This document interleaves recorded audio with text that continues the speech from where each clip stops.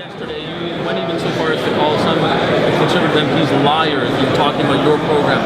Today, you had a glorious chance with Prime Minister Harper mentioning the same thing about you guys having a carbon tax, and you backed off. Why didn't you correct them? Why didn't you take that opportunity? Well, in fact, we're not going to be taking the debate to that level. We're going to be talking about jobs. The NDP's top priority is the economy. The Conservatives' top priority is making things up about the NDP. We're going to talk to Canadian journalists because we have faith in your ability to do two simple things. Go and get the Conservative program from 2008, read that they were proposing cap and trade when the Liberals were proposing carbon tax, read the whole public debate and realize that the NDP came down four square in favor of cap and trade. We were against the carbon tax for two reasons. One, it's a regressive tax, generally speaking. It can be used, by the way, as an adjunct by the provinces. Two of them do it. Two, if the goal is to produce a reduction in greenhouse gases, the only way to guarantee that result is with a cap and trade system. Why not call them out? You had him right there. You had the Prime Minister right where you wanted him. Actually, no. My priority is the economy. What I was preparing as questions for the Prime Minister was on the economy. If the Conservatives want to lie, I'm going to rely on Canadian journalists to show that they're lying. I'm not going to do that in the House. My goal today was not to take their bait. My job was to take the debate to the Conservatives on their failings on the economy, and that's what I'm going to continue to do. Mulcair said this summer that the Dutch disease prescription was wrong. Do you think that his diagnosis is incorrect? No, Mark Carney is saying the same thing that we are, that the losses of hundreds of thousands of Canadian jobs is due to the high Canadian dollar. We argued that the Canadian dollar is partially artificially high because of the failure to internalize environmental costs.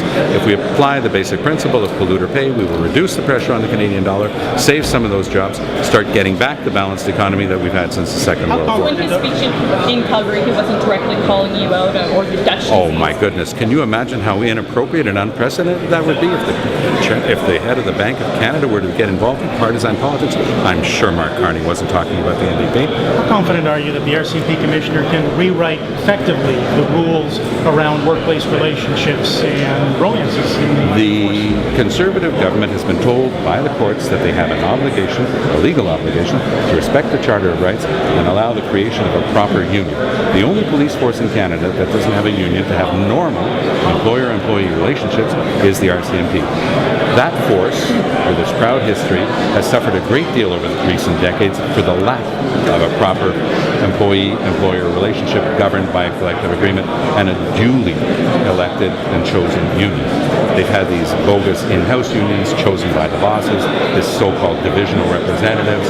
It's been a travesty and it's been knocked down by the courts. The Conservatives are pig-headed, they're not listening to the courts, there should have been legislation bringing in a union. Instead, we seem to be trying to give more power over to the employer. It's a huge mistake. The road to recovery for the once proud RCMP and the incredible things that it was capable of doing in the past is re-establishing proper employer-employee relationships like we have in every major police force in Canada, whether it's the OPP or the Sûreté du Québec.